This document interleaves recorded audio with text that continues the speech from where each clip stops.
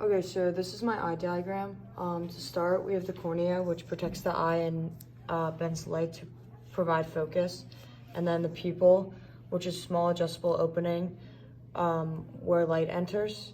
And then the iris, which is the color part of the eye that controls the size of the pupil opening. The lens changes shape to focus images.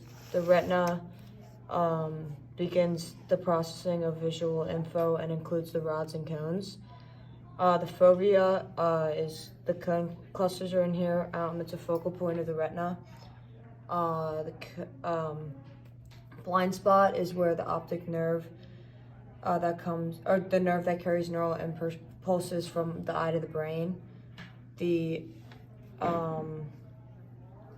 And then we go to this part, which has the bipolar cells, which are the green ones, and they transmit and connect information from photoreceptor cells to the ganglion cells. And the ganglion cells they get information and send it to the brain. The rods are the purple ones, and they're photoreceptors in the retina that detect black and white and gray. And then the cones, the orange ones, are the photoreceptors that detect color and detail in bright light.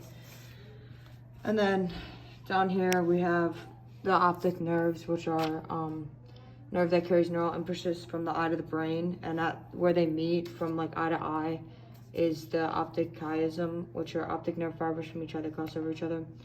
And then the thalamus is sensory information goes there, then is rerouted to the right area for processing.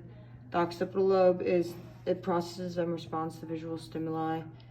The visual cortex is part of the cerebral cortex involved in vision.